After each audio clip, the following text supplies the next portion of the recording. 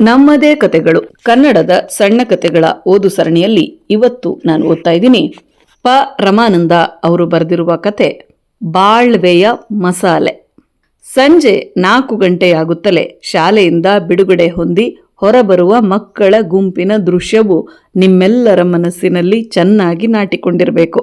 ಆದರೆ ಸಂಜೆ 6 ಗಂಟೆಯಾಗುತ್ತಲೇ ಮಂಗಳೂರ ಹುಜೂರಿನಿಂದ ಗುಮಾಸ್ತರೆಲ್ಲರೂ ಬಂಧ ವಿಮುಕ್ತವಾಗಿ ಹೊರಗೆ ಬರುವ ದೃಶ್ಯದ ಪರಿಚಯವು ನಿಮಗೆ ವಿಶೇಷವಾಗಿರಲಾರದು.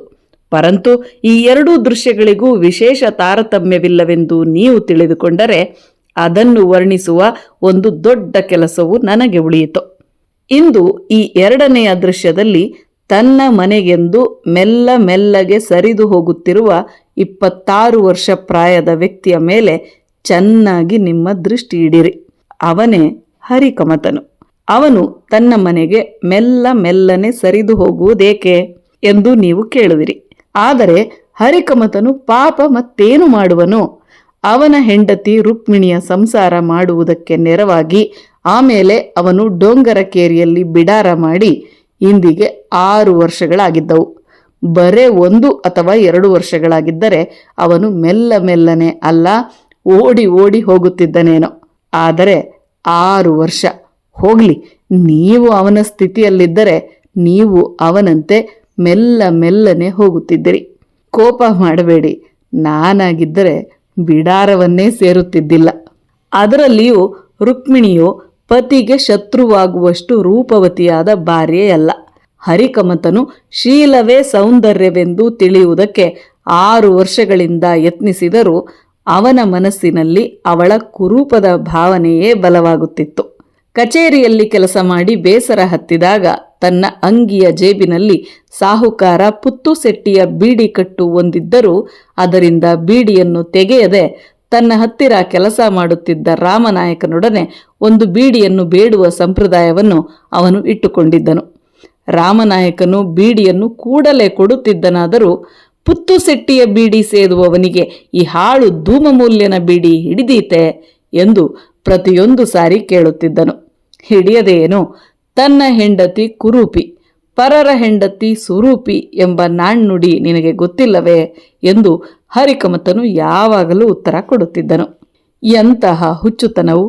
ಬೀಡಿ ಸೇದುವುದಲ್ಲ, ತನ್ನ ಹೆಂಡತಿ ಕುರೂಪಿ, ಪರರ ಹೆಂಡತಿ ಸುರೂಪಿ ಎಂದು ತಿಳಿದುಕೊಳ್ಳುವುದು. ನಾನು ಎಷ್ಟೋ ಜನರ ಹೆಂಡಿರನ್ನು ನೋಡಿದ್ದೇನೆ. ಹಾಗೆ ನೋಡಿದಾಗಲೆಲ್ಲ ನನ್ನ ಹೃದಯವು ಎಷ್ಟೋ ಸಾರಿ ಅವರ ಗಂಡಂದರಿಗಾಗಿ ನೀರಾಗಿ ಧಾರೆಯಾಗಿ ಹರಿದು ಹೋಗಿಬಿಟ್ಟಿದೆ. ಅಂತಹದರಲ್ಲಿ ಹರಿಕಮತನ ಹೆಂಡತಿ ಅಗ್ರಗಣ್ಯಳು. ಅವಳು ನನ್ನ ಹೆಂಡತಿಯಂತಿಲ್ಲ, ನನಗೆ ಪರಕೀಯನಾದ ಹರಿಕಮತನ ಹೆಂಡತಿಯು. ಆದರೆ ನನ್ನ ಕಥೆಯ ನಾಯಕಿಯಾದುದರಿಂದ ಅವಳು ಕುರೂಪಿಯಲ್ಲ, ಸುರೂಪಿ ಎಂದು ಹೇಳಬೇಕಾಗಿ ನಿಮ್ಮ ಬಲಾತ್ಕಾರವಿದ್ದರೆ ನಾನು ಈ ಕಥೆಯನ್ನು ಇಲ್ಲಿಗೆ ನಿಲ್ಲಿಸಬೇಕಾಗಬಹುದು. ಹರಿಕಮತನಿಗೆ ಒಂದಾದರೂ ಕೂಸಿದ್ದಿದ್ದರೆ ಈ ಕಥೆಯೇ ಬೇರೆಯಾಗಿ ಹೋಗುತ್ತಿತ್ತೆಂಬುದರಲ್ಲಿ ಸಂಶಯವಿಲ್ಲ. ಆಗ್ಗೆ ರುಕ್ಮಿಣಿಯು ಕುರೂಪಿಯಾಗಿದ್ದಾಳೆಂದು ಹೇಳುವುದಕ್ಕೆ ಸಂದರ್ಭವೇ ಇರುತ್ತಿದ್ದಿಲ್ಲ. ಹರಿಕಮತನು ಕೂಡ ತನ್ನ ಹೆಂಡತಿಯಷ್ಟು ಸುಂದರಿ ಮತ್ತಾರೂ ಇಲ್ಲವೆಂದು ತಿಳಿದುಕೊಳ್ಳುತ್ತಿದ್ದನೋ ಏನೋ. ಏಕೆಂದರೆ ತಂದೆಯಂತೆ ಮಗುವಾದರೆ ಮಗುವಿನಂತೆ ತಾಯಿಯಲ್ಲವೇ? ಆದರೆ ಈ ವಿಷಯದಲ್ಲಿಯೂ ಹರಿಕಮತನು ನಿರ್ಭಾಗ್ಯನು. ಅವನ 6 ವರ್ಷಗಳ ಸಂಸಾರದಲ್ಲಿಯೂ ಸರ್ವಶಕ್ತನಾದ ಜಗದೀಶ್ವರನು ಅವನಿಗೆ ಈ ಒಂದು ಭಾಗ್ಯವನ್ನು ದಯಪಾಲಿಸಲಿಕ್ಕೆ ಅಶಕ್ತನಾದನು. ಹೀಗಿರುವಾಗ್ಗೆ ಅವನು ಯಾರಿಗಾಗಿ ಬೇಗನೆ ತನ್ನ ಬಿಡಾರಕ್ಕೆ ಹೋಗುವುದು? ಒಂದು ವೇಳೆ ತನ್ನ ಹೆಂಡತಿಯು ಕುರೂಪಿಯಾದರೆ ಸಾಯ ಹೋಗ್ಲಿ, ಒಂದು ವೇಳೆ ಅವನಿಗೆ ಮಕ್ಕಳಿಲ್ಲದಿದ್ದರೂ ಚಿಂತೆ ಇದ್ದಿಲ್ಲ, ಮಕ್ಕಳಿದ್ದರೂ ಚಿಂತೆ ಅಲ್ಲವೇ? ಆದರೆ ಹರಿಕಮತನ ಈ 6 ವರ್ಷಗಳ ಸಂಸಾರವೂ ಕೂಡ ಒಂದೇ ಅಚ್ಚುಪಡಿಯಲ್ಲಿ ಎರಕ ಹೊಯ್ದಂತಾಗಿರಬೇಕಿತ್ತೇ? ಒಂದು ಇಂಗ್ಲಿಷ್ ನಾಣ್ಣುಡಿ ಇದೆ, ವೆರೈಟಿ ಸ್ಪೈಸ್ ಆಫ್ ಲೈಫ್ ಎಂದು. ಎಂದರೆ ವಿವಿಧತೆಯೇ ಬಾಳ್ವೆಯ ಮಸಾಲೆ. ಈ ಭಾಷಾಂತರಕ್ಕಾಗಿ ನನ್ನನ್ನು ದೂರಬೇಡಿ. ಇಂತಹ ಅಕೃತ್ಯಕ್ಕೆ ನಾನು ಜವಾಬ್ದಾರನಲ್ಲ. ನನ್ನ ಹತ್ತಿರದಲ್ಲಿರುವ, ಅಂದರೆ ನಾನು ಯಾವಾಗಲೂ ಉಪಯೋಗಿಸುವ ಒಂದು ಇಂಗ್ಲಿಷ್ ಕನ್ನಡ ನಿಘಂಟೆ ಇದರ ಸಂಪೂರ್ಣ ಜವಾಬ್ದಾರಿಕೆಯನ್ನು ವಹಿಸಿಕೊಳ್ಳುವುದು. ಇರಲಿ, ನಿರ್ಭಾಗ್ಯನಾದ ಹರಿಕಮತನ ಜೀವನಕ್ಕೆ ವಿವಿಧತೆಯ ಮಸಾಲೆ ಕೂಡ ಇದ್ದಿಲ್ಲ. ಹೆಚ್ಚೇಕೆ ಅವನ 6 ವರ್ಷಗಳ ಸಂಸಾರದಲ್ಲಿ ರುಕ್ಮಿಣಿಗೆ ಒಂದು ತಲೆನೋವಾದರೂ ಎದ್ದಿರಬೇಕೆ? ಇಲ್ಲ, ಒಂದು ದಿನಕ್ಕಾದರೂ ಇಲ್ಲ. ಹೀಗಾಗಿ ಹರಿಕಮತನಿಗೆ ಒಂದು ದಿನದಂತೆ ಮತ್ತೊಂದಾಯಿತು, ಮತ್ತೊಂದರಂತೆ ಇನ್ನೊಂದಾಯಿತು, ಇನ್ನೊಂದರಂತೆ ಮಗದೊಂದಾಯಿತು. 1 ತಿಂಗಳಿನ 30 ದಿನಗಳು ಒಂದೇ ರೀತಿಯಾದವು. 1 ವರ್ಷದ 365 ದಿನಗಳೂ ಹೀಗೆಯೇ.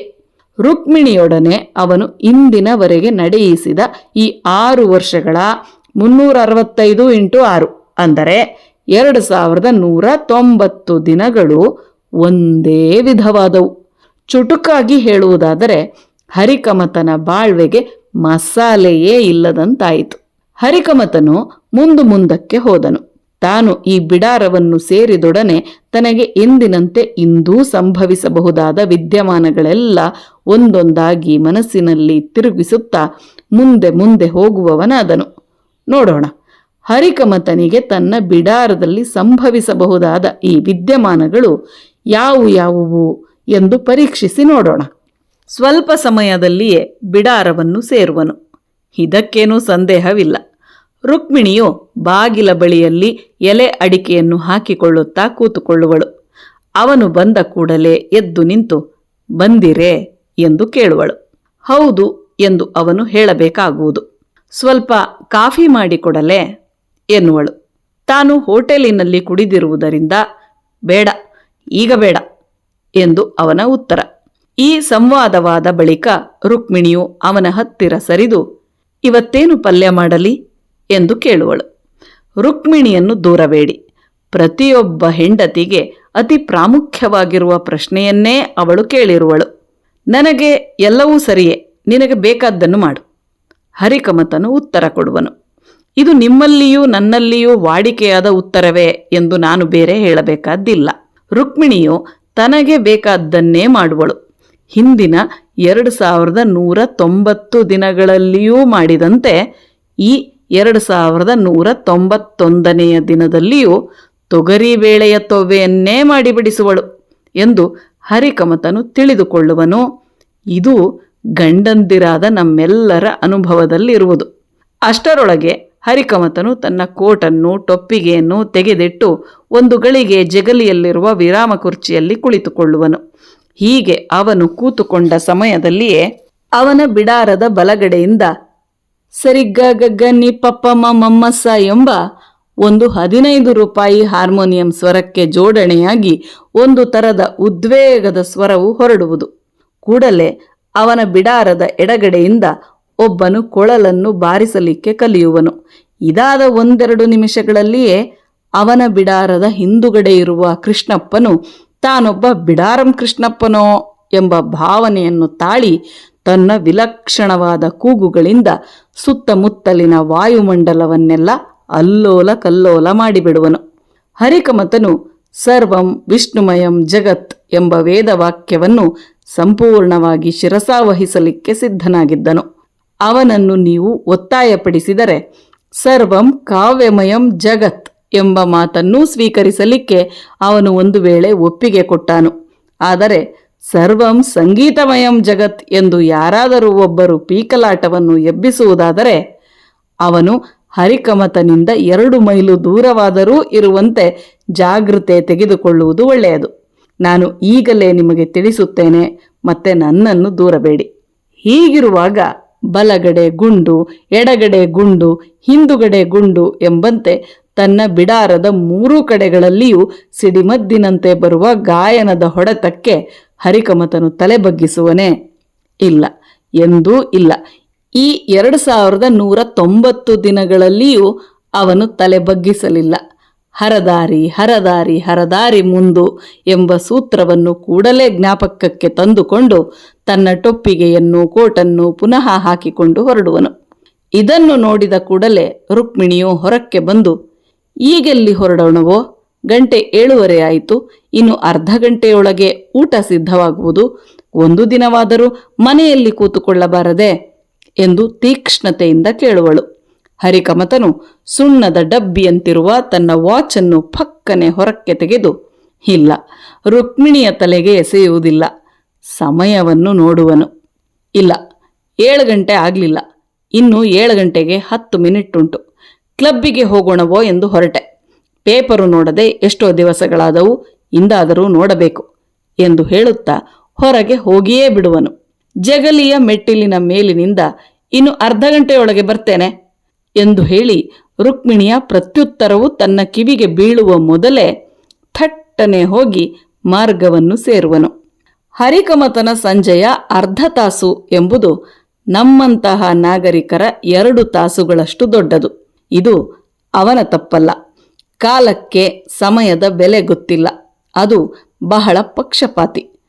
ಹರಿಕಮತನು ಸಂಜೆ ಕ್ಲಬ್ಬಿನಲ್ಲಿ ಬಿಸಿಕ್ ಆಟವನ್ನು ಆಡಲಿಕ್ಕೆಂದು ಕೂತುಕೊಳ್ಳುವುದೇ ತಡ.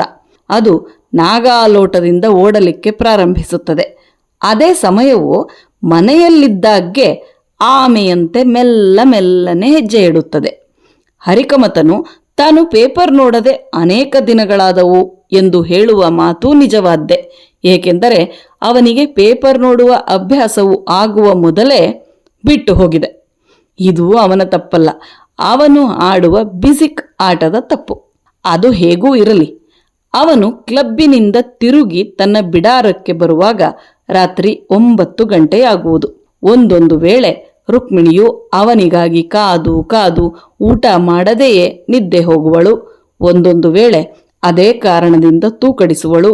ಒಂದೊಂದು ವೇಳೆ ಮತ್ತೂ ಅದೇ ಕಾರಣದಿಂದ ಮಹಾಕಾಳಿಯ ಅವತಾರವನ್ನು ಧರಿಸುವಳು. ಇಂದು ತಾನು ತನ್ನ ಬಿಡಾರವನ್ನು ಮುಟ್ಟಿದೊಡನೆ ಅವಳು ಯಾವ ರೂಪವನ್ನು ಧರಿಸುವಳು ಎಂಬ ಒಂದು ಸಂಗತಿಯನ್ನು ಮಾತ್ರ ಹರಿಕಮತನಿಗೆ ಖಂಡಿತವಾಗಿ ಹೇಳಲು ಸಾಧ್ಯವಿಲ್ಲ.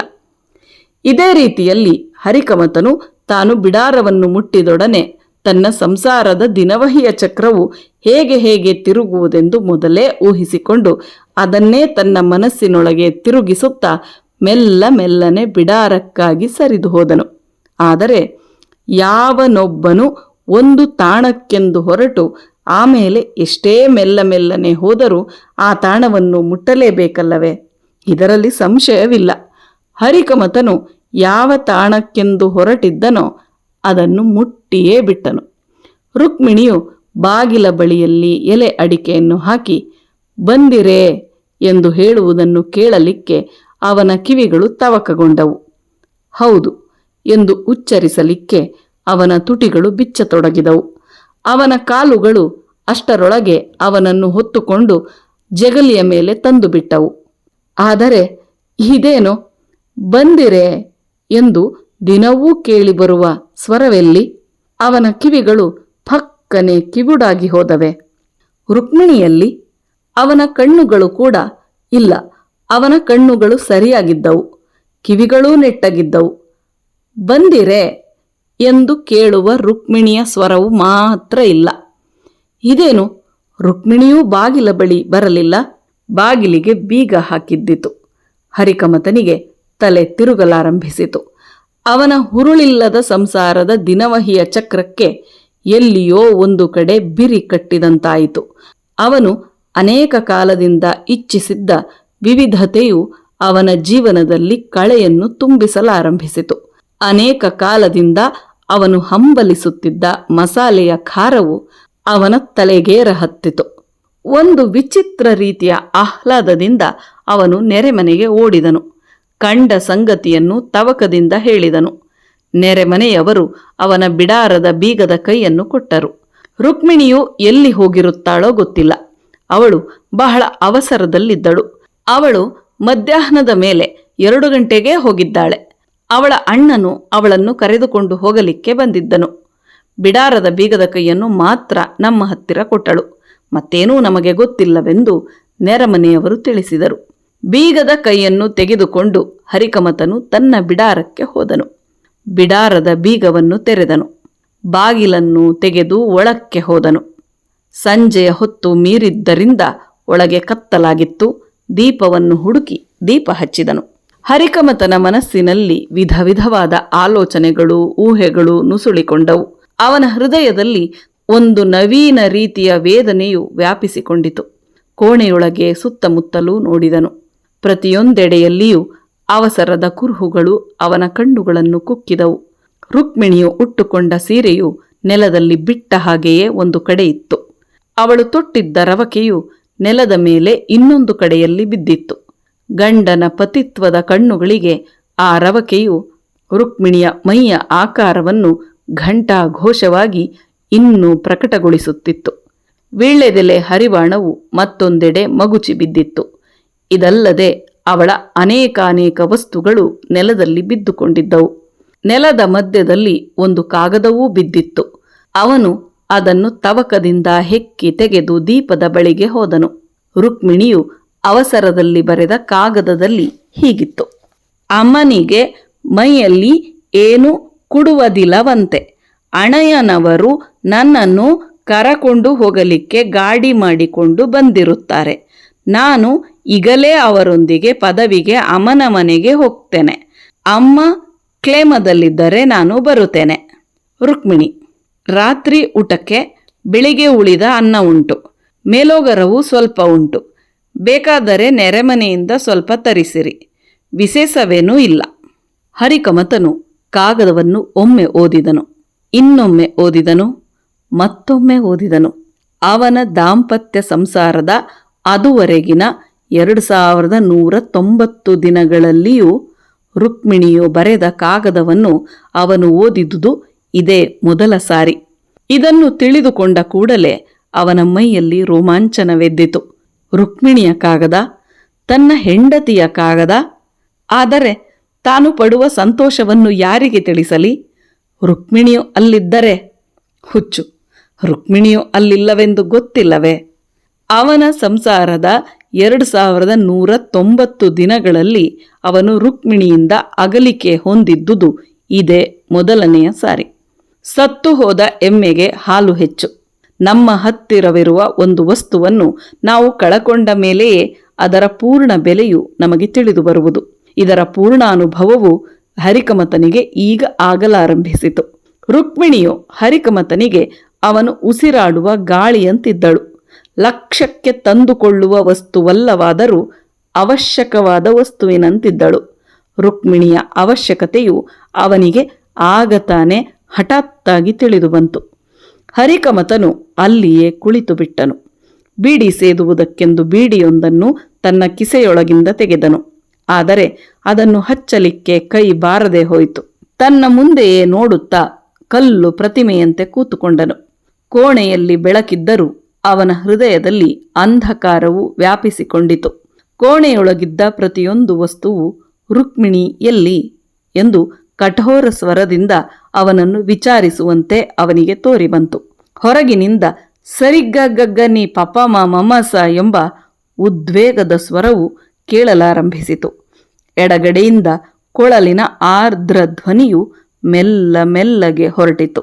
ಹಿಂದುಗಡೆಯಿಂದ ಕೃಷ್ಣಪ್ಪನು ತನ್ನ ವಿಲಕ್ಷಣವಾದ ಕೂಗುಗಳಿಂದ ಸುತ್ತಮುತ್ತಲಿನ ವಾಯುಮಂಡಲವನ್ನು ಅಲ್ಲೋಲ ಕಲ್ಲೋಲ ಮಾಡಲಾರಂಭಿಸಿದನು. ಸುತ್ತಲೂ ಸರ್ವ ಜಗತ್ತು ಸಂಗೀತಮಯವಾಯಿತು. ಈಗ ಹರಿಕಮತನಿಗೆ ಕ್ಲಬ್ಬಿಗೆ ಹೋಗಲು ಯಾವ ಆತಂಕವಿರುವುದು?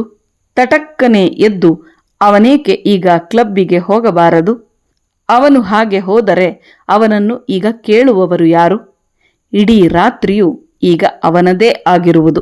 9 ಗಂಟೆಯಲ್ಲ, 10 ಗಂಟೆಯವರೆಗಾದರೂ ಅವನು ಕ್ಲಬ್ಬಿನಲ್ಲಿ ಬಿಸಿಕ್ ಆಡಲಿಕ್ಕೆ ಕೂತುಕೊಂಡರೆ ಅವನನ್ನು ಕೇಳುವವರು ಯಾರು? ಆದರೆ ಹರಿಕಮತನು ಕೂತಲ್ಲಿಂದ ಕದಲಲಿಲ್ಲ. ಸುತ್ತಮುತ್ತಲಿಂದೆದ್ದ ಸಂಗೀತದ ಆರ್ಭಟಕ್ಕೂ ಅವನು ಕದಲಲಿಲ್ಲ. ಅವನ ಕಿವಿಗಳು ಅತ್ತಿತ್ತಣ ಸದ್ದುಗಳಿಗೆಲ್ಲ ಕಿವುಡಾಗಿದ್ದವು. ರುಕ್ಮಿಣಿಯ ಸ್ವರದ ಗಾಯನವು ಮಾತ್ರವೇ ಅವನ ಕಿವಿಗಳಲ್ಲಿ ತುಂಬಿ ಹೋಗಿತ್ತು. ರುಕ್ಮಿಣಿಯ ರೂಪ ಲಾವಣ್ಯವು ಮಾತ್ರವೇ ಅವನ ಕಣ್ಣುಗಳಲ್ಲಿ ನಲಿದಾಡುತ್ತಿತ್ತು. ಆಹಾ, ನಾನು ಎಂತಹ ಮದಾಂಧನು! ರುಕ್ಮಿಣಿಯು ನನಗೆ ನಿಜವಾಗಿಯೂ ಎಷ್ಟು ಪ್ರಿಯಳಾಗಿದ್ದಳು, ಎಷ್ಟು ಹತ್ತಿರದವಳು! ಅಂಥವಳನ್ನು ನಾನು ಇದುವರೆಗೆ ಲಕ್ಷಿಸಲಿಲ್ಲವಲ್ಲ. ಅಹೋರಾತ್ರಿ ಎಂಬಂತೆ ಅವಳು ನನಗಾಗಿ ಗೇದು ನನ್ನ ಸುಖವೇ ತನ್ನ ಸುಖವೆಂದು ತಿಳಿದುಕೊಂಡಿದ್ದರು ನಾನು ಮಾತ್ರ ಅವಳ ಸುಖವನ್ನು ಒಂದು ಕ್ಷಣ ಮಾತ್ರಕ್ಕೆ ಕೂಡ ಎಣಿಸಲಿಲ್ಲವಲ್ಲ.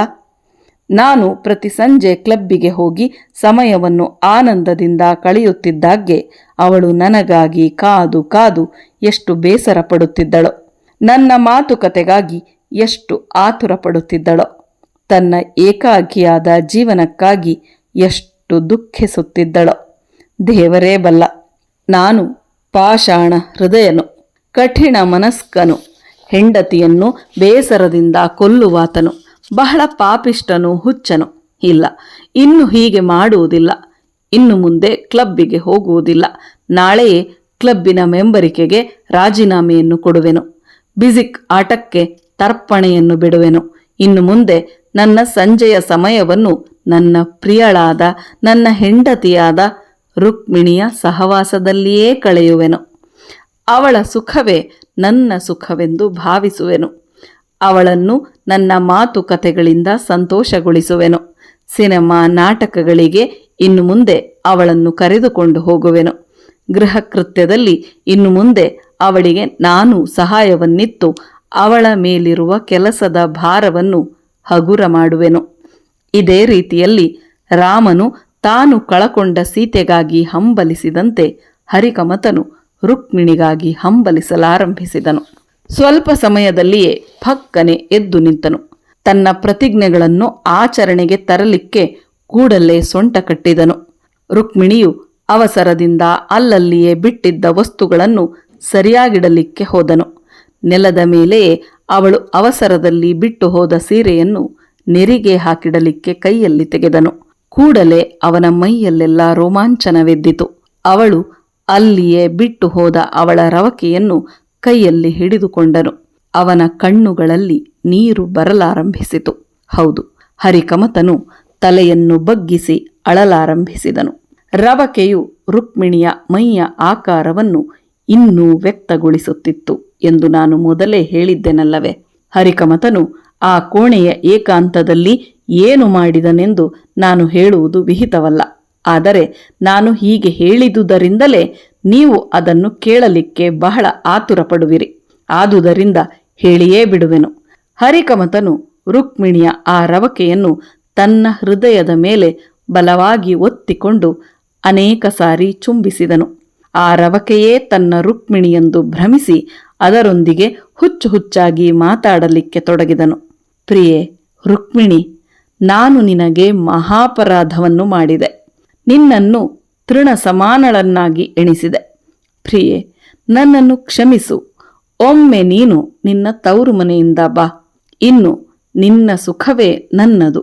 ವಿವಿಧತೆಯೇ ನನ್ನ ಜೀವನಕ್ಕೆ ಬೇಕಾದ ಮಸಾಲೆ ಎಂದು ಭ್ರಾಂತನಾಗಿ ನಾನು ವಿವಿಧತೆಗಾಗಿಯೇ ಈ ತನಕ ಹಂಬಲಿಸಿದೆನು. ನಾನು ಹುಚ್ಚನು. ನನ್ನ ಜೀವನಕ್ಕೆ ಬೇಕಾದ ಮಸಾಲೆಯು ವಿವಿಧತೆಯಲ್ಲ, ನೀನೇ ಆಗಿರುವೆ. ಪ್ರಿಯೆ ರುಕ್ಮಿಣಿ, ಬಾ, ಒಮ್ಮೆ ಬಾ. ಹರಿಕಮತನ ಬಿಡಾರದ ಮುಂದೆ ಒಂದು ಗಾಡಿಯು ಬಂದು ನಿಂತಿತು. ಸ್ವಲ್ಪ ಸಮಯದಲ್ಲಿಯೇ ಒಂದು ವ್ಯಕ್ತಿಯು ಹರಿಕಮತನಿರುವ ಕೋಣೆಯೊಳಗೆ ಬಂದು ನಿಂತಿತು. ಹರಿಕಮತನು ತನ್ನ ಹೃದಯಕ್ಕೆ ಒತ್ತಿಕೊಂಡಿದ್ದ ರವಕೆಯನ್ನು ಕೂಡಲೇ ಕೆಳಗೆ ಬೀಳಿಸಿಬಿಟ್ಟನು. ತನ್ನ ಕಣ್ಣುಗಳನ್ನು ಬಿಟ್ಟು ಬಿಟ್ಟು ತನ್ನ ಮುಂದೆಯೇ ಬಿರಬಿರನೆ ನೋಡಲಾರಂಭಿಸಿದನು. ಅಮ್ಮಯ್ಯ, ಹೇಗಾದರೂ ಮಾಡಿ ಹೊತ್ತು ಮೀರುವಷ್ಟರೊಳಗೆ ವಾಪಸ್ಸು ಮನೆಗೆ ಬಂದೆನು ಎಂದು ರುಕ್ಮಿಣಿಯು ಪ್ರಾರಂಭಿಸಿದಳು. ಸುಮ್ಮನೆ ನನ್ನನ್ನು ಕರೆದುಕೊಂಡು ಹೋದುದು. ನಾನು ಪದವಿನ ಹತ್ತಿರ ಮುಟ್ಟುವುದರೊಳಗೆ ಅಮ್ಮ ಪೂರ್ಣ ಹುಷಾರಾಗಿದ್ದರು. ಏನೋ ತಲೆ ತಿರುಗಿ ಬಿದ್ದಿದ್ದರಂತೆ. ಬಹಳ ಸಮಯದವರೆಗೆ ಮಾತನಾಡಲಿಲ್ಲವಂತೆ. ಅಪ್ಪ ಗಾಬರಿಪಟ್ಟು ಅಣ್ಣನನ್ನ ಇಲ್ಲಿಗೆ ಕಳಿಸಿದ್ದಂತೆ. ಅಲ್ಲೇ ನಿಲ್ಲಬೇಕೆಂದು ಬಹಳ ಒತ್ತಾಯ ಮಾಡಿದರು. ಆದರೆ ನೀವು ಉಪವಾಸ ಬೀಳುವಿರಿ ಎಂದು ಹೆದರಿ ಬಂದೇ ಬಿಟ್ಟೆ. ಎಮ್ಮೆಯನ್ನು ಕರೆದಿದ್ದೀರೋ ಇಲ್ಲವೋ? ಹರಿಕಮತನ ಸಂಸಾರದ ದಿನವಹಿಯ ಚಕ್ರಕ್ಕೆ ಬಿರಿ ಕಟ್ಟಿದ್ದುದು ಫಕ್ಕನೆ ಬಿಚ್ಚಿ ಹೋಯಿತು. ಅದು ಮೆಲ್ಲ ಮೆಲ್ಲನೆ ತಿರುಗಲಾರಂಭಿಸಿತು. ಬಿಡಾರದ ಬಲಗಡೆಯಿಂದ ಸರಿಗ ಗಗ್ಗನಿ ಪಪಮ ಮಮಸ ಎಂಬ ಆ ಉದ್ವೇಗದ ಸ್ವರವು ಪುನಃ ಕೇಳಲಾರಂಭಿಸಿತು. ಎಡಗಡೆಯ ಬಿಡಾರದಿಂದ ಕೊಳಲು ಕೂಗಲು ಪ್ರಾರಂಭಿಸಿತು.